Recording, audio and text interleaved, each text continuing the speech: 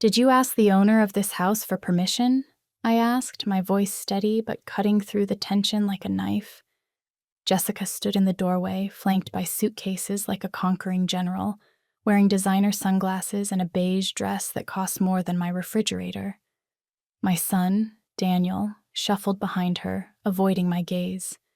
When he finally spoke, his words were a cold slap. "Mom, she doesn't need permission to enter her own home." I looked at him, thinking it was a sick joke, but his eyes were dead serious. The blood drained from my face, rushing down to my feet. I had to lean against the doorframe to keep from collapsing. "Her own home?"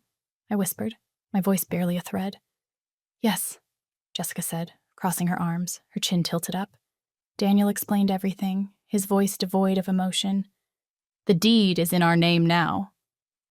A high-pitched ringing filled my ears. I looked around. My curtains, my paintings, the scent of my home, everything looked the same, but an invisible line had been drawn. Narrator note. But before we go any further, I have a special invitation for you. Subscribe to the channel and hit that like button. It helps me know you support me and enjoy these stories. Also, comment down below which city you're watching from. Now let's continue. I stepped aside slowly, letting them pass. Jessica walked in as if she were inspecting a hotel she had just acquired in a hostile takeover. "We're going to redecorate," she announced, scanning the living room. "This old rug has to go, and those drapes, well, they've lived their life." "Of course," I replied, forcing a smile so faint I wasn't sure if it was irony or resignation. Daniel wouldn't look at me. He knew exactly how wrong this was, but his cowardice was flexing harder than his conscience. "Mom, don't be like that," he said, dropping the last suitcase by the sofa. "It's just a change of paperwork. Nothing is going to change between us." "Nothing will change." How many times had I heard that phrase right before a catastrophe? It's the favorite lie of the guilty.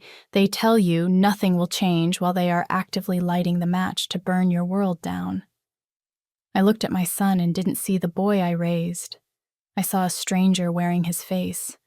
I sat down slowly while they discussed furniture, paint swatches, and money.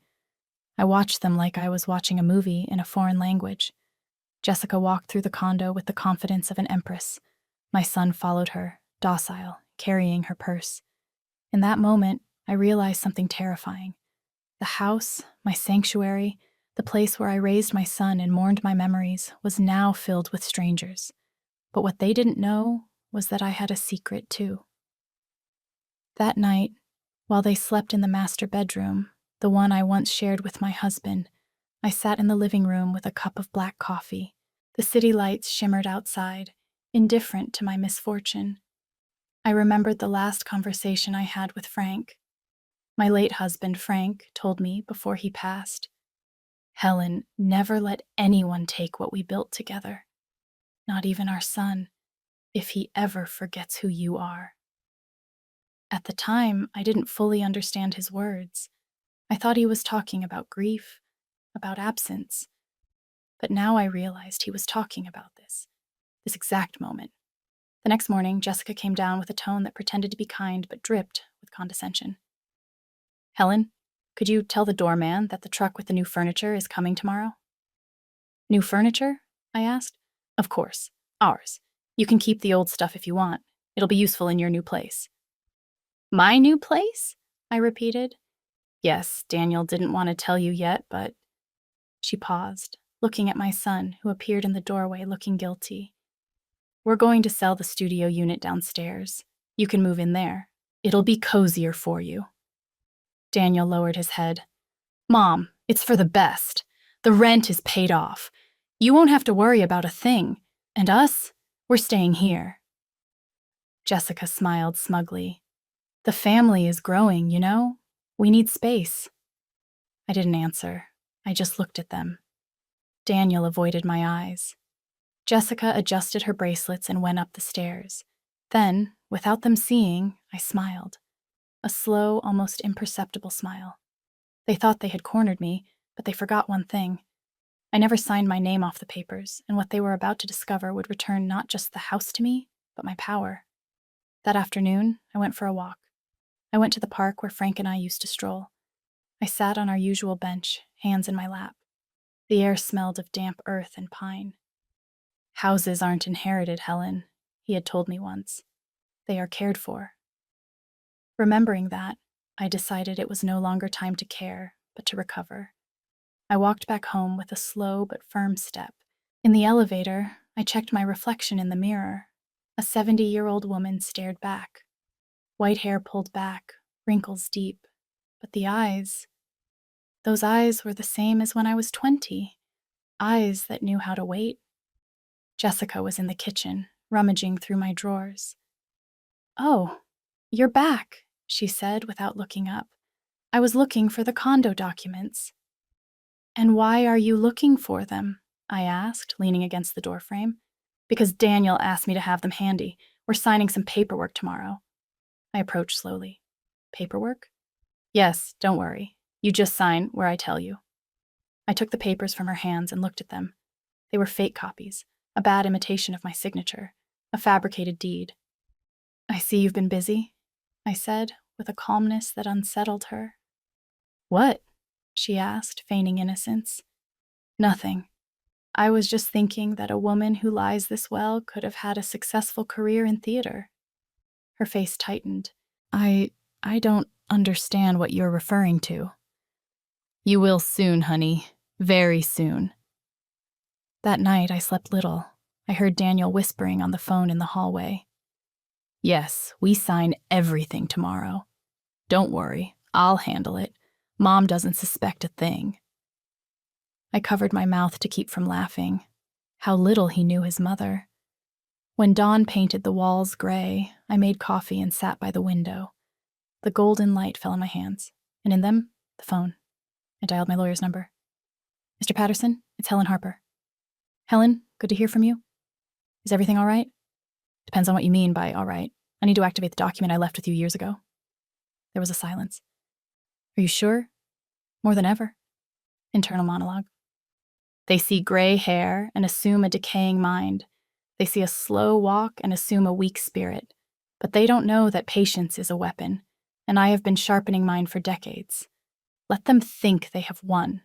The higher they climb on a ladder of lies, the harder the fall will be when I kick it out from under them."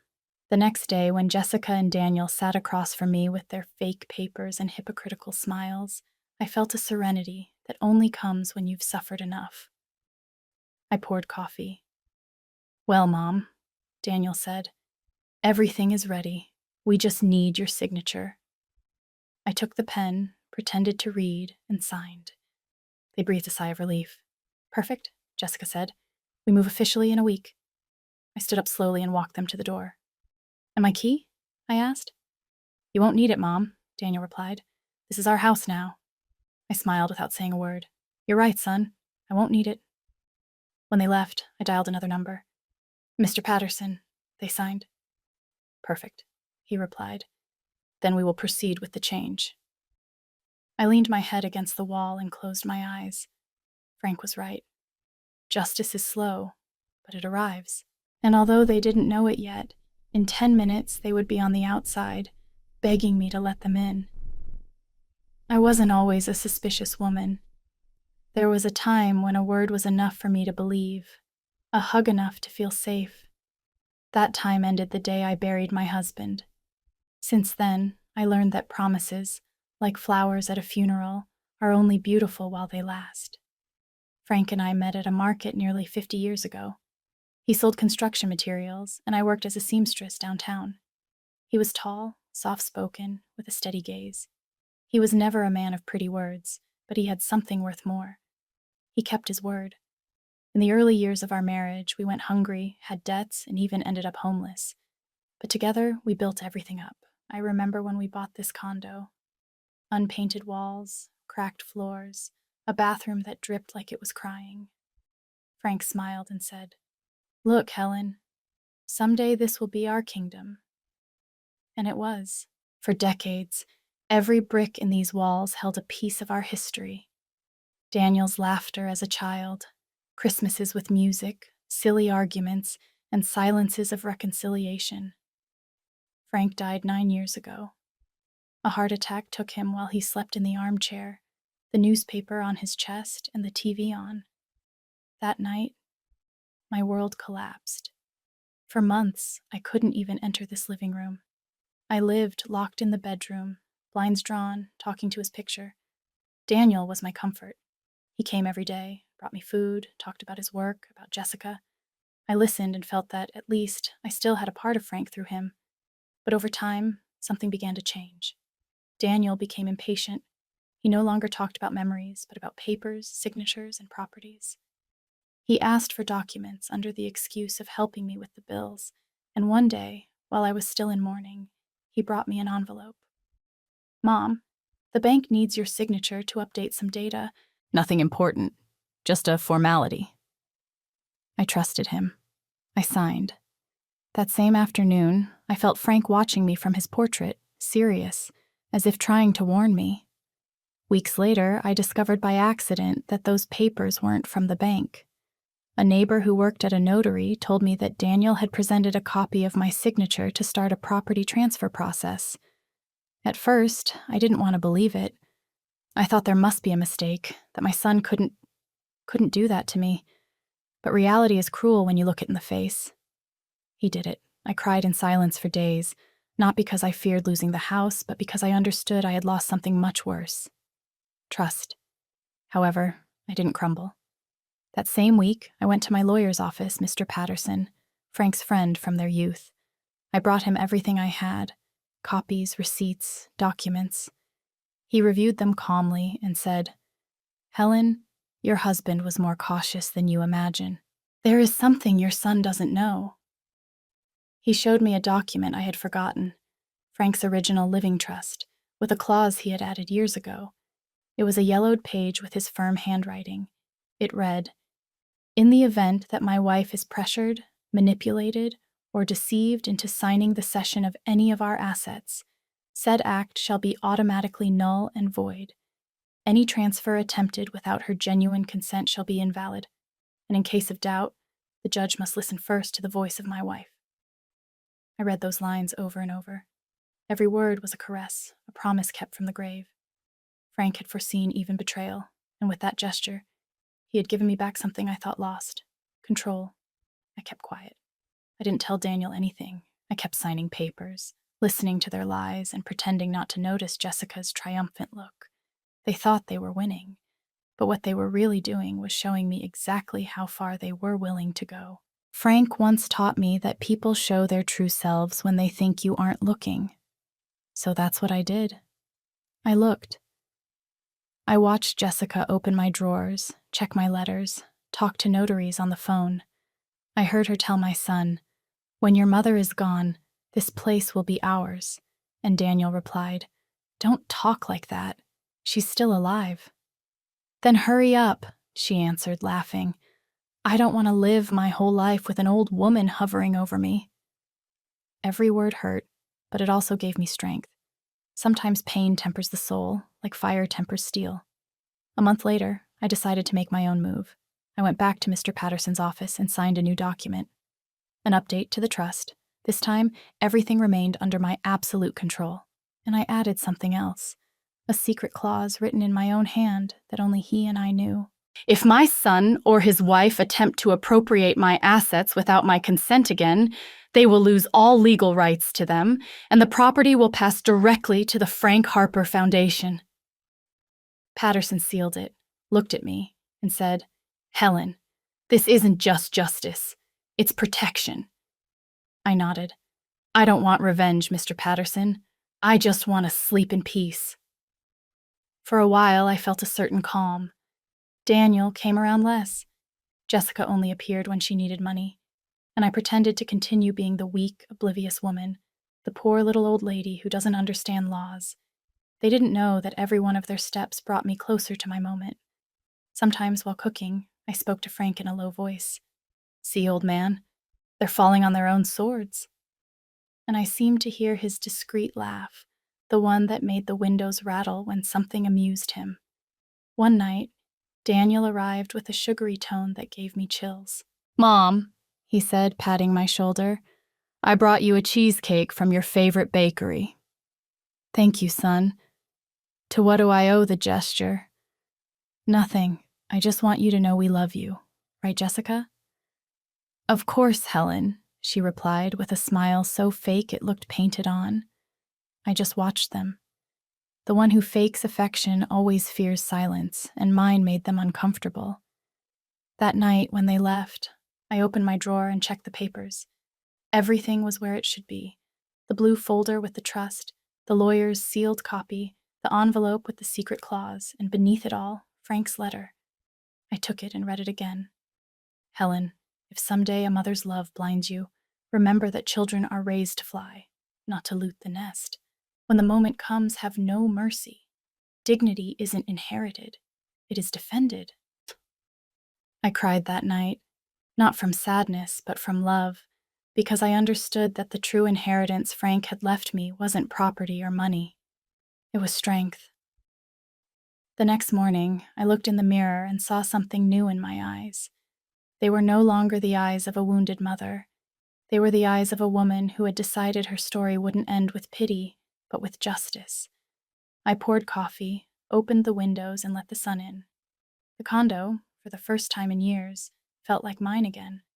And while the aroma of coffee filled the kitchen, I thought, let them think they are the owners.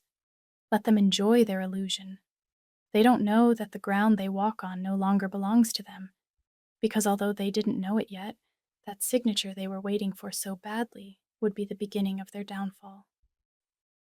When I heard the doorbell that morning and saw Daniel with 2 large suitcases and Jessica carrying a shoebox, I knew hell had moved to my doorstep. "Mom," he said, forcing a smile, "we'll just be here a few days while we sort out the new apartment." I feigned surprise. "A few days? Of course, son. This house will always be yours." I lied. But in the war of love and betrayal, silence is also a weapon.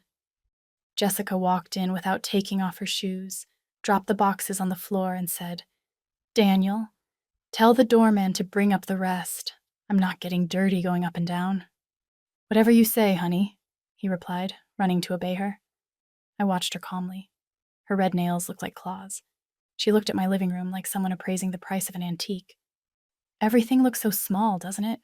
she commented. "Although, with a good remodel, it could look decent." "Decent?"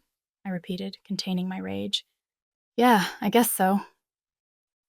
The first few nights were a torment. Jessica cooked with music at full volume. She left dirty dishes in the sink and filled the refrigerator with things I didn't recognize: colorful juices, frozen meals, expensive craft beers. My house, which used to smell of coffee and toast, started to smell of cheap perfume and reheated food. Daniel no longer sat with me for dinner.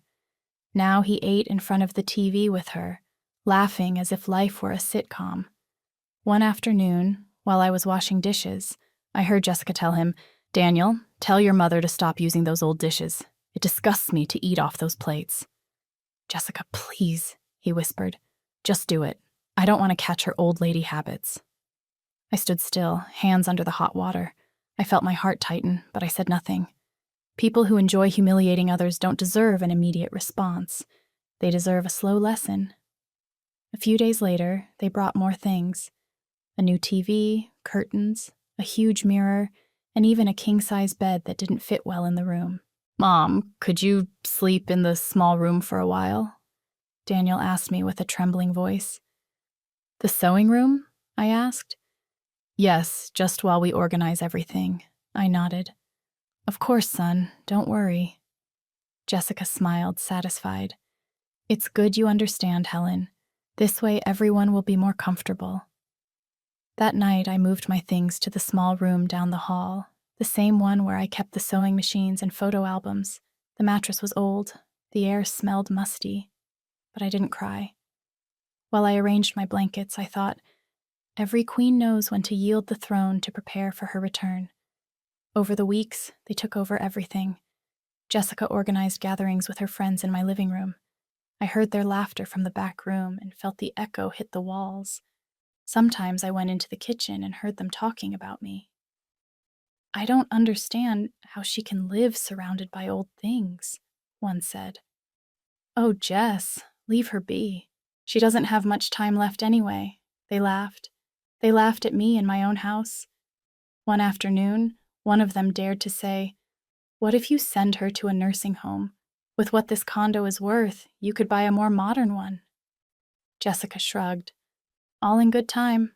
I don't want the sun to get soft on me yet." I heard it all from the hallway, and although every word was a blow, it was also another piece of my plan. There is no worse mistake than believing an older woman is deaf. 3 months passed. Daniel barely spoke to me. He had quit his job and now depended on the savings I had naively put in his name for emergencies.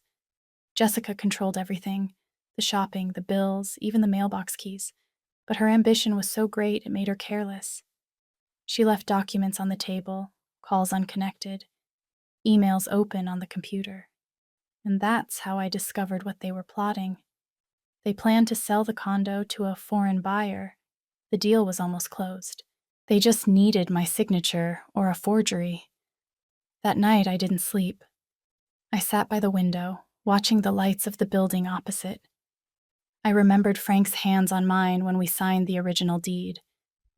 "This house is yours, Helen, no matter what happens."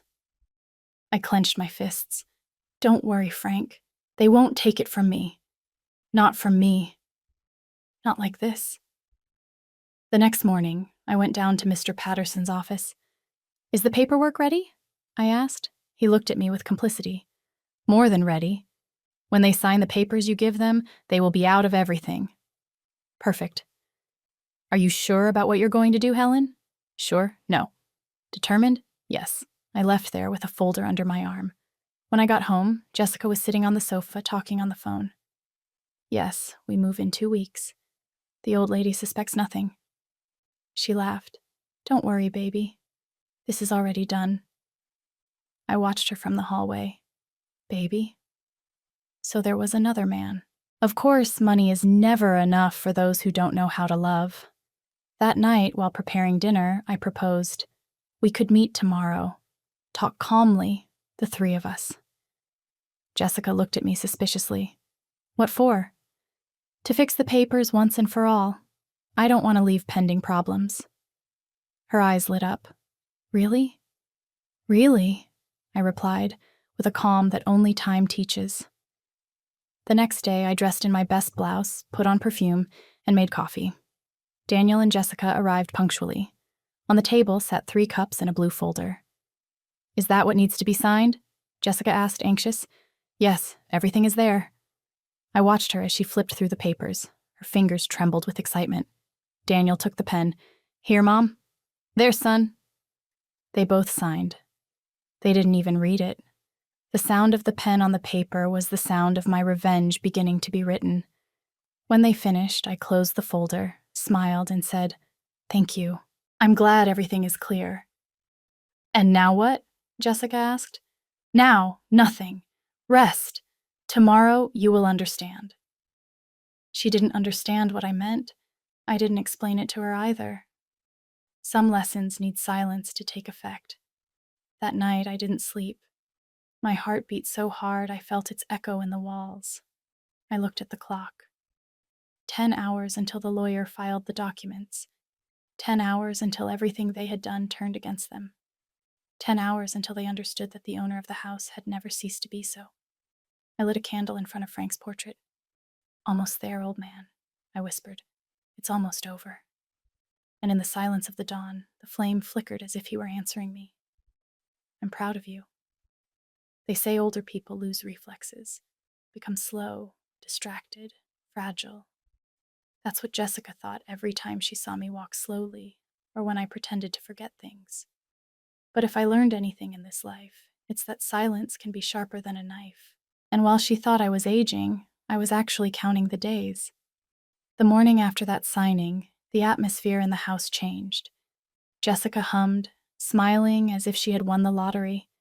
Daniel followed her like a domesticated puppy, picking up what she dropped. A scarf, a cup, her arrogance. "Do you want coffee, Mom?" he asked with a forced tone. "No, son. I already poured myself some."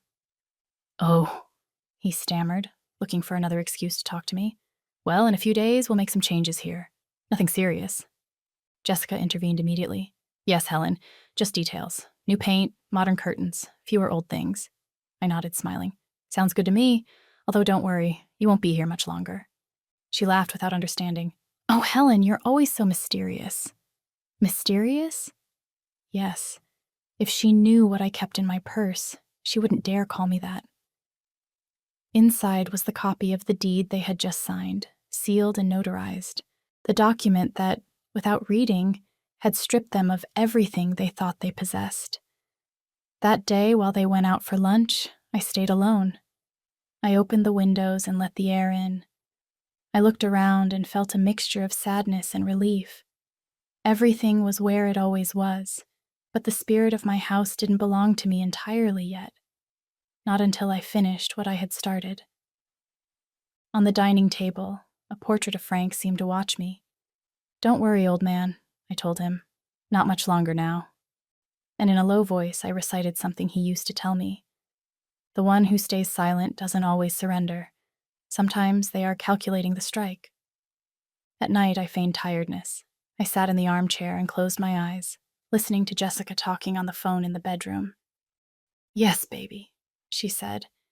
As soon as I sell the condo, we're leaving. Baby, I thought. So there was someone else. One day, when they went out, I went into her room, not out of curiosity, but for justice. Her purse was on the bed, half open. Inside, an envelope with documents. I opened them. Printed emails, photos with another man, copies of deeds, and a sheet that read, "Pending deposit, international buyer." I sat on her bed and sighed. It wasn't just greed. It was betrayal in its purest form. And my son, blind with love, saw nothing. I put everything back in its place and left without a sound. Silence is the best trap. It lets the enemy listen to themselves. During the following days, I acted. Sometimes I pretended to forget the oven was on, or I complained of imaginary pains. Jessica, desperate, used any excuse to say in front of Daniel, "Your mother isn't well. We should put her in a home." Jessica, please don't say that. Don't you see? She's losing her mind. I listened from the hallway, containing a smile. Every word of hers was another stone in her own precipice. That same afternoon, I called Mr. Patterson. Is everything in motion? I asked. Yes, the registration will be complete in 2 days. After that, the property will be solely yours. They will be left without rights. Perfect. And make sure the change is recorded with an earlier date. Done. I hung up the phone and took a deep breath. The plan was reaching its final point, but the hardest part remained. Keeping calm. Jessica, meanwhile, suspected nothing. Every day she spoke to me with more condescension. Helen, did you take your medicine? Yes, honey. Which one? The one for patients, I replied, smiling. One noon, I heard her tell Daniel, we have to convince her to sign the sale papers. I don't know if the ones we made work. And if she suspects? She suspects nothing. She's old. But that lawyer. Relax, baby. Old lawyers die before secrets do. I couldn't help laughing in silence. What irony. While she thought she was clever, she had already signed her sentence, and the old lawyer was more alive than ever. The tension grew over the days. The atmosphere became unbearable. I barely spoke, and that irritated them more. Daniel watched me with guilt. Jessica, with impatience. Both smelled the end, but they didn't know which side the guillotine was going to fall on. One night, during dinner, she couldn't take it anymore. Helen, we need your signature to finalize the sale. Sale? I asked. What are you talking about, child? Of the condo? We already decided. Ah, yes, right. So, you sign tomorrow? Sure. Perfect. She smiled, satisfied. That smile was her last mistake. While she toasted with wine, I thought about how her ambition had turned her into her own victim. The next day dawned gray. It was raining, and the sound of water against the glass seemed to match my pulse. Jessica dressed with care. Daniel, on the other hand, was tense. Are you sure, Mom? He asked me. Yes, son. I'm ready. We sat at the table. The lawyer arrived punctually with his briefcase. Good morning, he greeted. I have everything in order. Jessica shook his hand, confident. Delighted. Nice to finally meet you. The pleasure is mine, he replied, hiding the irony with elegance. I watched everything in silence. He took out a folder, opened it, and said, Here is the definitive deed. Jessica took the pen.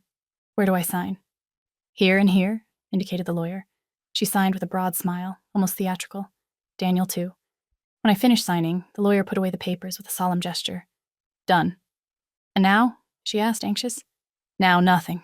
In a few days, you will receive the formal notification.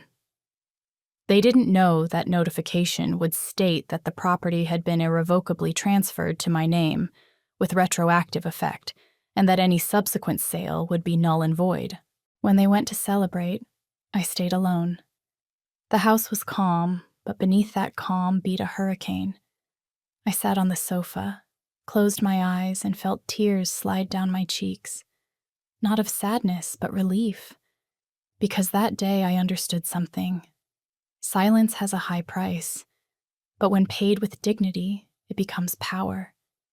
I thought of Frank, of his words, his laugh, his faith in me. Those who underestimate you, Helen, give you time to think. And yes, I thought so much that now everything was under my control. That night, while the rain continued to fall, I dialed Mr. Patterson's number. Is it over? I asked. Yes, Helen. As of today, legally, the property is solely yours. Thank you, Mr. Patterson. What will you do now? Wait. There is no better justice than the one that arrives on its own. I hung up and stared at the door. I knew they would soon cross it, and when they did, they would no longer be welcome. It dawned with a sky so clean it hurt to look at. After so many sleepless nights, I finally felt the air had a different weight, a different texture. It wasn't hope yet, but it was a prelude to calm. While making coffee, I heard Jessica's steps in the hallway. She walked with her heels as if the world were hers. Good morning, Helen, she said with that cloying voice that always nauseated me. Today is a big day. Oh, really? Of course. She poured herself some of my coffee without asking permission. Today we go to the title company to close the contract. I smiled without answering. She didn't understand that the contract was already closed, but not in her favor. Mid-morning, Daniel arrived, shirt unbuttoned, face looking like he hadn't slept well. Mom? He said without daring to look at me. I hope you don't get nervous today. It's just a formality. Son?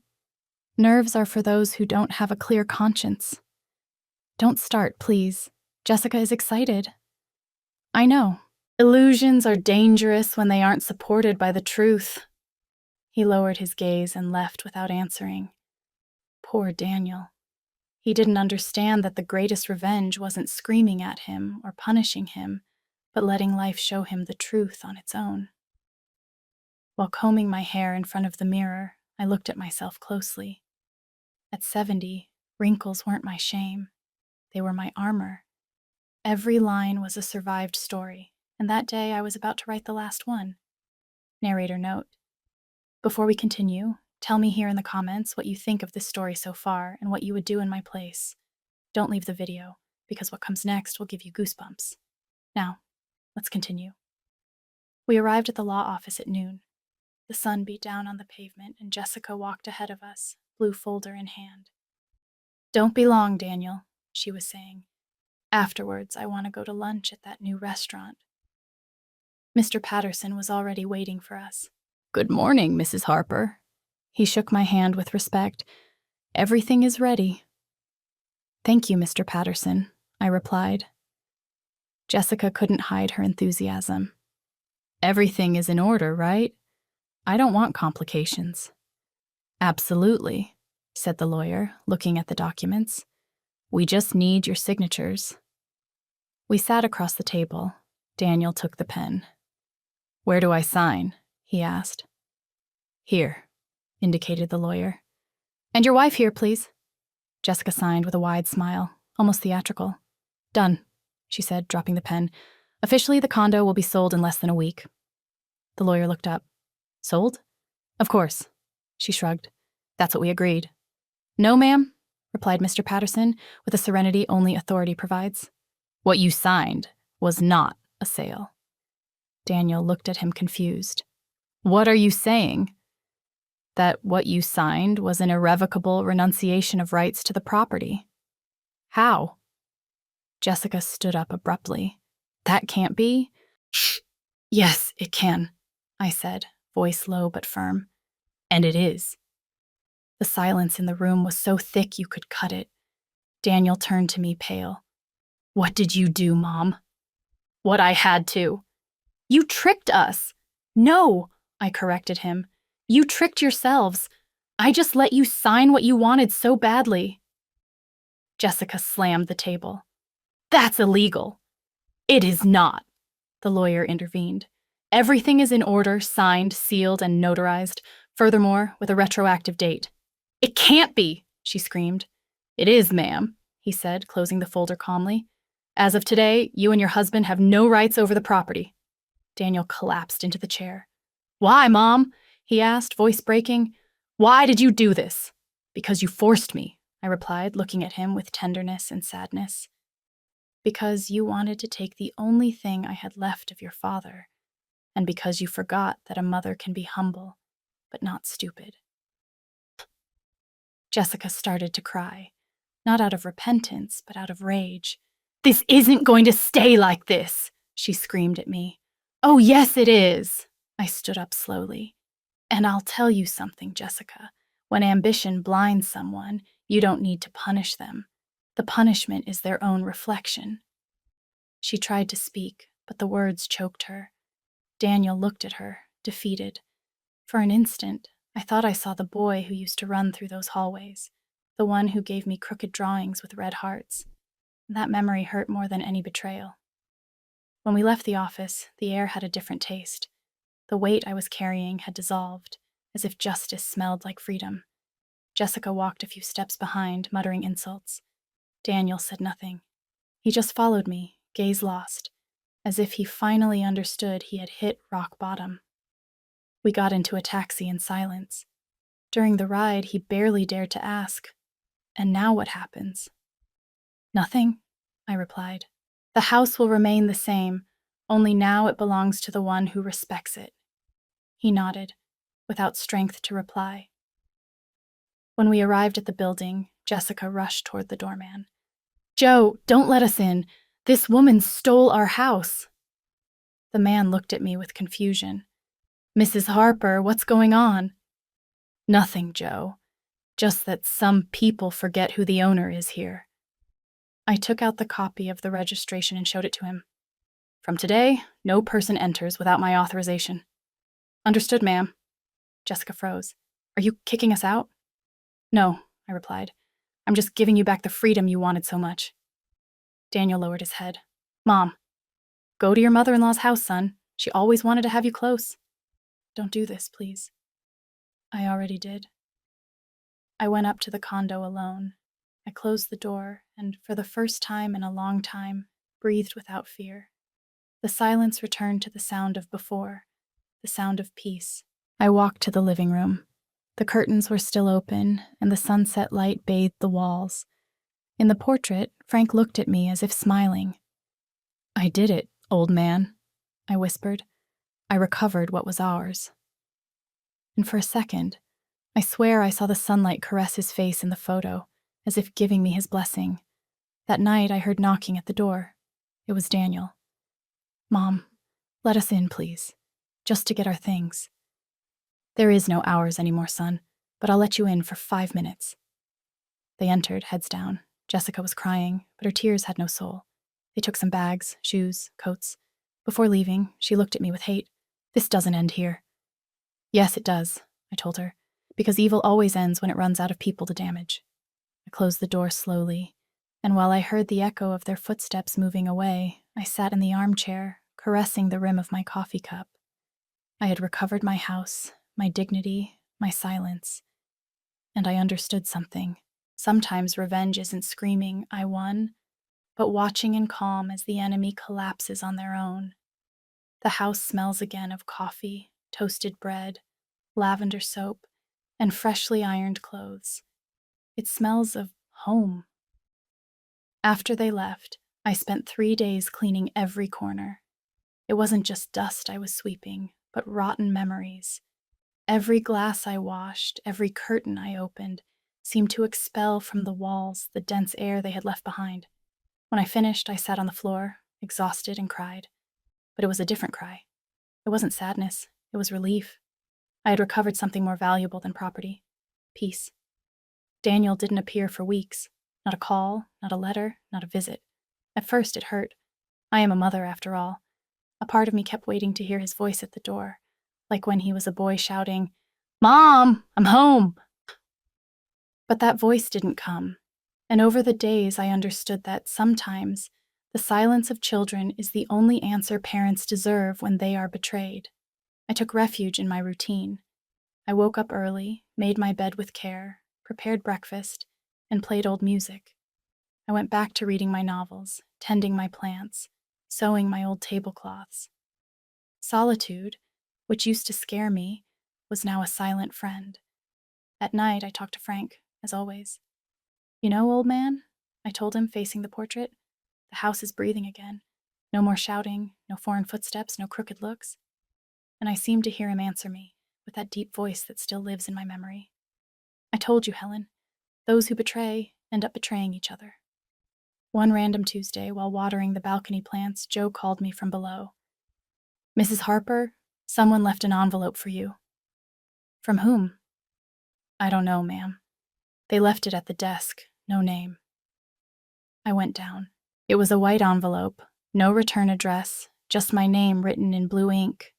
I opened it right there. Inside was a note written in haste. "I need to see you. I'm alone. Forgive me. Daniel."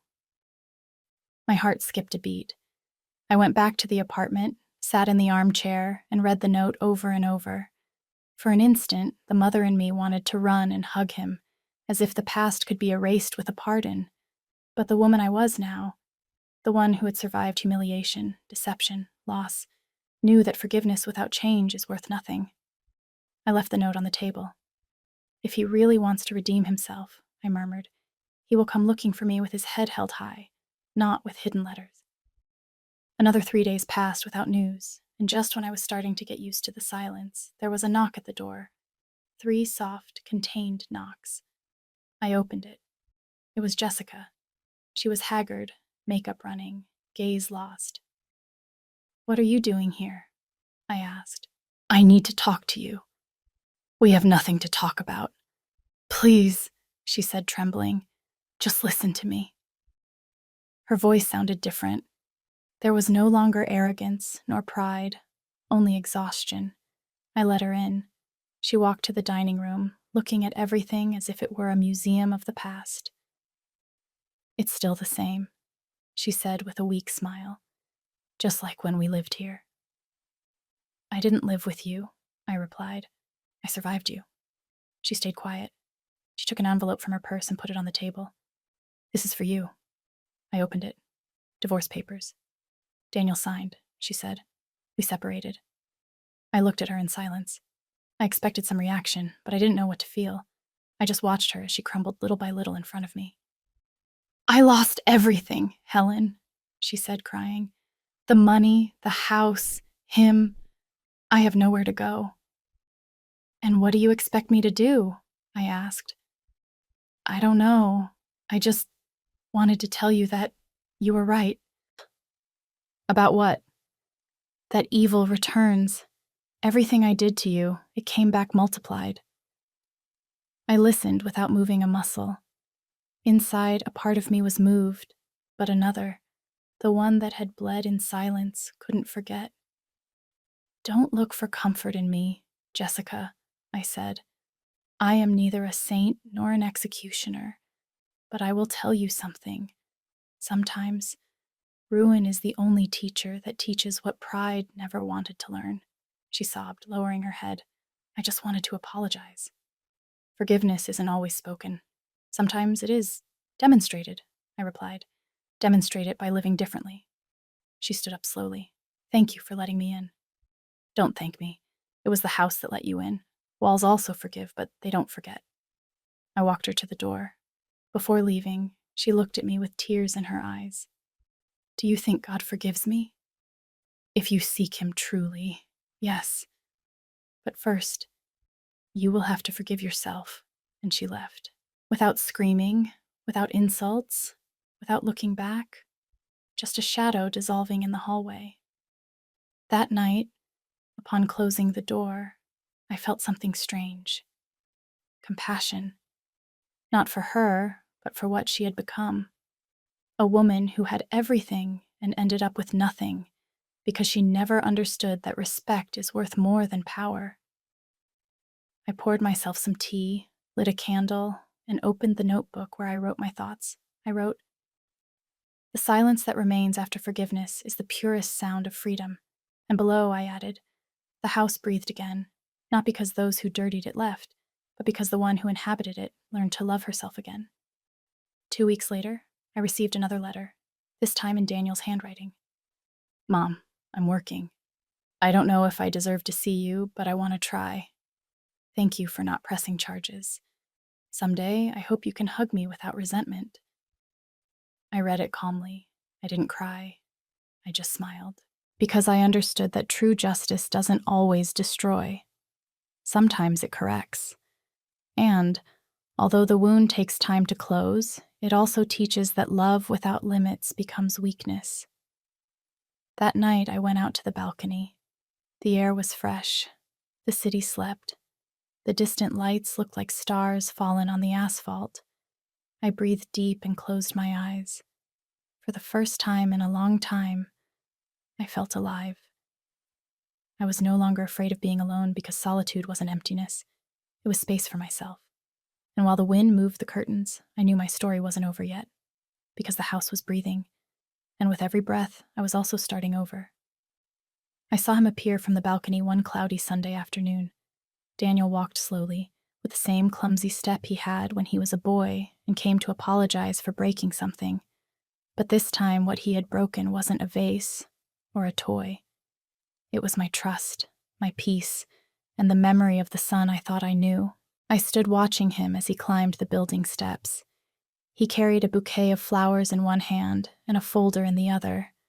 When he knocked on the door, I hesitated to open it. Not out of pride, but because I feared my voice would break as soon as I saw him. "Mom," he said when he finally had me in front of him. I didn't know whether to hug him or slam the door. I opted to stay still. "What do you want, Daniel?" "To talk to you. Don't chase me away, please." His voice no longer had the arrogance of before. It was the voice of a defeated man. I let him in. He entered, looked around with nostalgia, and murmured, "Everything is still the same." "No, son," I replied. "Nothing is the same." He sat on the sofa, the same one where years ago we stayed up late, talking about his plans, his future, his dreams. Now that same sofa was witnessing something very different. "Mom," he said suddenly, "there is no excuse. I was an idiot." "Yes, you were," I replied without softening the blow. He lowered his head. "I don't want to justify myself, but Jessica manipulated me. She convinced me it was for the best, that you weren't going to need anything." "And you?" I asked, crossing my arms. "Did you convince yourself of that too?" I don't know. I suppose so. I let myself be led. I wanted to keep the peace." "Peace?" I laughed bitterly. "You call living comfortably at the cost of your mother peace?" He didn't answer. The silence weighed like lead. Only the ticking of the hallway clock was heard, marking every second of guilt passing between us. "I've been working," he said finally, "in a carpentry shop." "And what are you looking for with that? Redemption?" "No, just starting over." "Then start without me." I saw him shudder, as if those words were a gunshot. "Mom, please," he said with a trembling voice. "I don't want your money, nor the house. I just want you to forgive me." I stood looking at him for a long time. He had aged. The dark circles, the wrinkles on his forehead, the dull look. They weren't those of the arrogant son who had expelled me from my own home. They were those of a man who finally understood what he had lost. Do you know what hurts the most, Daniel? I asked quietly. I don't know, Mom. That I would have given my life for you, and you, for ambition or cowardice, were willing to leave me with nothing. I know, he choked out, and there isn't a day I don't regret it. For a few seconds, silence covered everything again. Then he stood up, approached the table, and left the folder. This is for you, he said. These are the documents for the joint account. I emptied it, not for me. I donated it to Dad's foundation in your name. I stared at him, not knowing whether to believe him. I'm not looking to clean my image, he continued. I just want to amend what I can. Damage isn't repaired with money, Daniel. I know, he said, lowering his gaze. But let me try with actions. I looked for the lie in his eyes, the spark of greed, the shadow of a scheme, but all I found was a wreckage. He wasn't asking for a lifeline. He was asking for forgiveness for drowning me. For the first time in a long time, I saw sincerity in his eyes. A sad, clumsy, but real sincerity. I approached slowly and touched his shoulder. Do you know what the hardest part of forgiveness is? I told him. What? Accepting that it arrives when it no longer changes anything? Daniel sat down again, sunken, without strength. I don't expect you to hug me or forget what I did, he said. I just want you to know I learned. And what did you learn? I asked. That money doesn't replace respect, and that a wounded mother hurts more than any punishment. His words went through me like a slow knife. I didn't cry, but something inside me broke in silence. I realized that despite everything, he was still my son. The same one who one day brought me flowers from the park, the one who fell asleep on my lap. I approached, took the bouquet he had brought, and put it in water. They are pretty, I said. I don't know if you like them, he replied. I didn't remember your favorite flowers. It doesn't matter, son. Flowers are flowers, as long as they are given without guilt. He smiled weakly. So do you forgive me? I took a deep breath. Forgiveness isn't a button one presses, but I can start trying. We stayed a long while in silence, him looking at the floor, me looking at his hands. Hands that were once those of a child seeking safety, and now trembled as if holding all the mistakes of the world. Mom, he said suddenly, what will you do with the house? Live, I replied. Nothing more and nothing less. And if someday I need to come back? Then knock on the door. If your heart is clean, it will open on its own. Daniel nodded, and for the first time in a long time, he hugged me.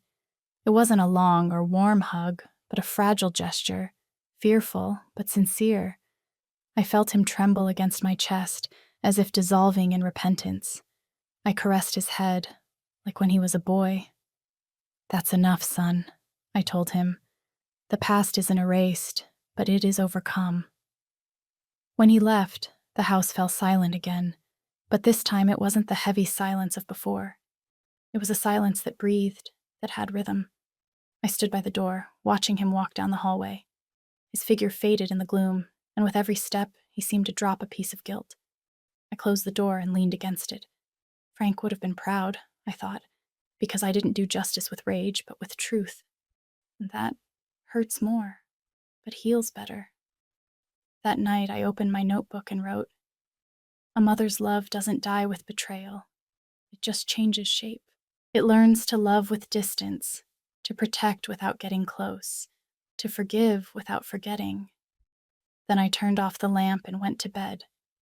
For the first time in many years, I slept deeply, without tears, without fear, and I dreamed of my husband, smiling.